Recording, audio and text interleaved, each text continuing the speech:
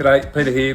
Big thanks to the Melbourne Storm for having me in to speak to them about resilience and dealing with adversity and how I cope and the techniques that I use. Fantastic organisation, really enjoyed the day. Great people, and no wonder they've been such a success for such a long time. Thanks, boys. I hope you enjoy. Take care, bye.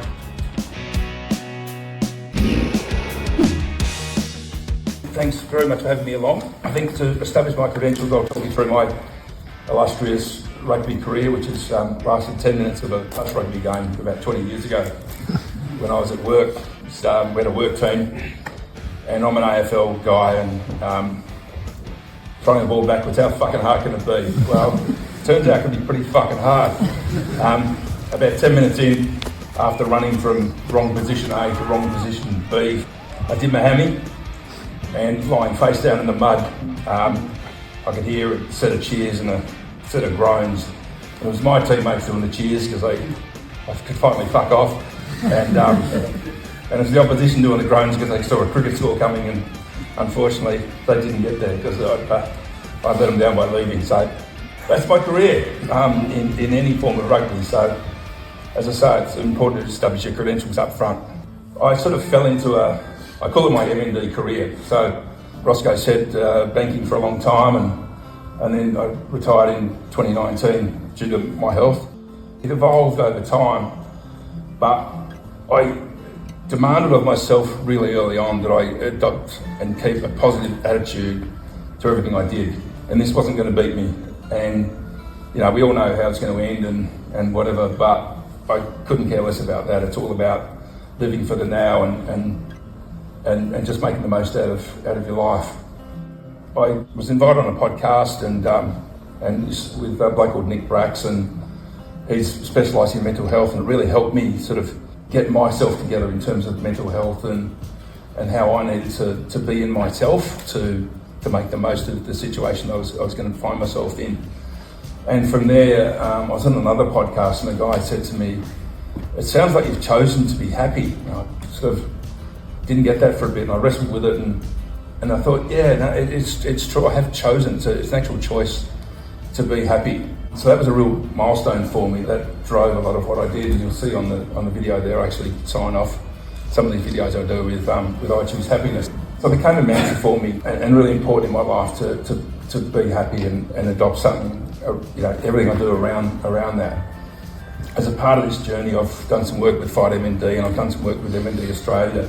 And I've become what's called a plex in their terms, and that's a person with lived experience, so that they're bouncing stuff off me in terms of research and in terms of other things, and asking, okay, well, that's fine, where this is what we think is going on, but what's it like for someone like living with MND? So that's been great for me as well to talk about all that and give some value back to the people doing all the work trying to solve this disease. As part of all this, I sort of worked around, well, what does happy mean? And so I thought, well, let's use some letters in happy. H was honesty. So I need to be honest with myself as to how I'm feeling, as to how I'm progressing, as to what's going on in my world. I need to be honest with those around me so that they understand what's going on with me. Then we can all adapt, right? There's no grey areas. It's all black and white. This is how I feel. This is why I feel shit house today. This is why I feel great today, all that sort of stuff. So it's made life so much easier to be honest with everything you do. Second one was acceptance. So I accept my situation. So I know what is in front of me. I know what's confronting me. It provides clarity. And I think it's a really important word as well, that my life now is so much clearer than what it was. I haven't got things cluttering my mind and challenging me. My thought processes are really straightforward, and I'm enjoying that about it as well. So accepting it's really important. 2 P's, one for perspective and one for purpose. So perspective, I'm sure that all of us can think pretty quickly here about someone in a worse situation than what we're in. So that day when you're feeling terrible, when you're feeling down, you know, it's really, really easy when you think about it. You know, you just got to create that mindset, flick that switch that says, nah, you know, this is happening to me, but you know, I could be a horse swimming 7 k's down the bloody river, you know, trying to get back. I'm probably got more challenges than many in the room, but I can always find someone pretty quickly who's worse off than I am. Purpose, this is a really important one for me as well, because this enables me to be focused on things which again keeps my mind active, gives me a reason to get out of bed in the morning, and I've got a really simple life these days. I do one thing a day. I try not to overload myself because I know I'm going to get tired, so I just keep it as simple as I can. I trade anything for my health, but as you saw up on the screen, I spoke to Richmond Footy Club a couple of weeks ago. I'm a lifelong Tigers supporter, so it was a great thrill for me. I'm talking to you blokes today. You know, winding the clock back 5 years ago, me doing this is ridiculous. I'm not doing this, right? This is not a part of my life. I'm, letting what I thought was my boring old existence back before. But here I am, I've got a new existence and I'm making the most of it. So that's giving me the purpose to really, challenge myself and go and do bigger and better things. Why was the challenge? Because I couldn't come up with a why. So I said, why not? So I cheated a bit, but it's simple, why not? And in the why not for me was happiness. Why not be happy? There's nothing stopping you from being happy in your life, and it is a choice to be happy. For me, it's an absolute choice.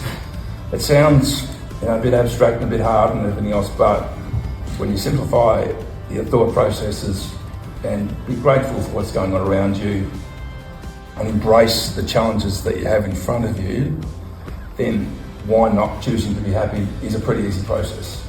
But I'm not going to sit here and say it's easy and you should do it this way.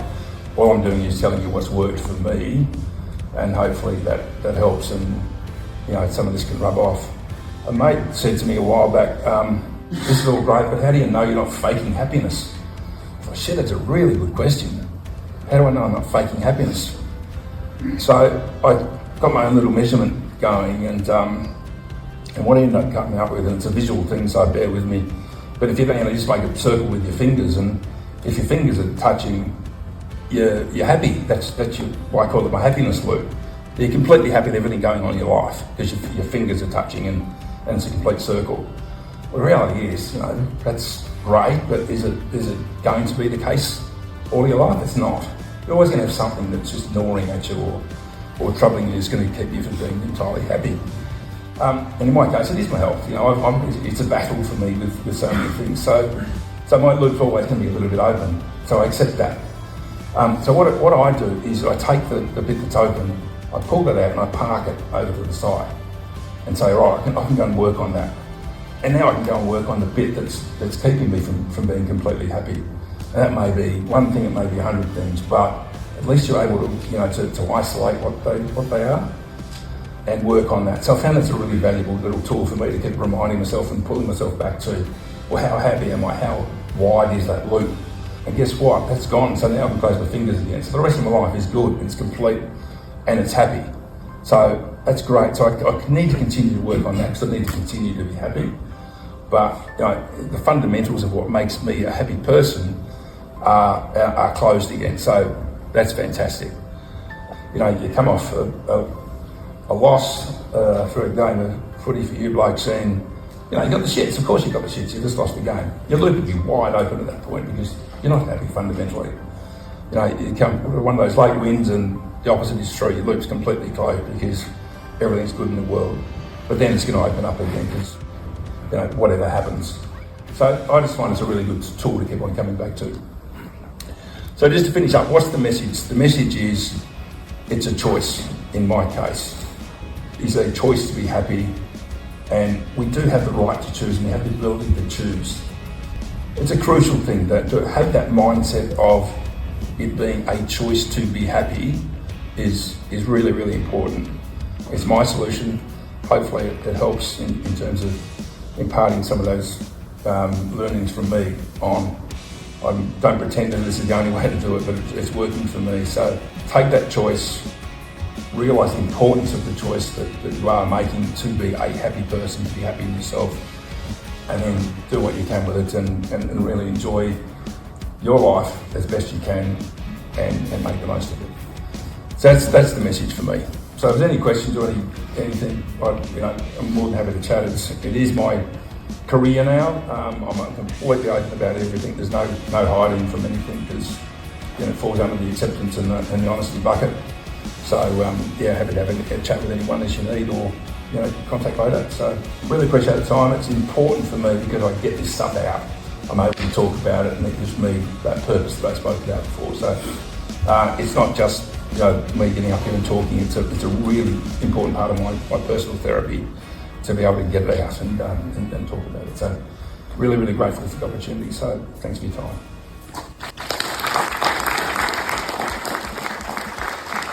That's on behalf of everyone at the Melbourne Storm, Peter, and your family. I just want to say huge thanks for coming in. Pleasure, mate.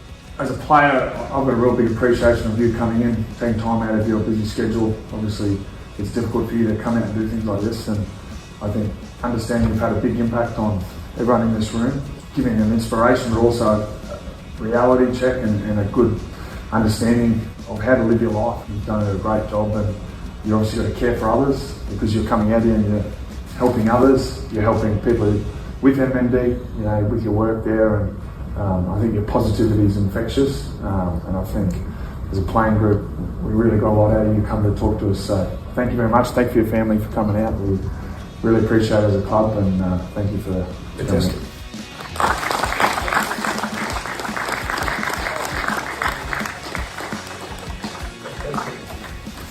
That's wonderful. Oh, it is. Thanks, mate.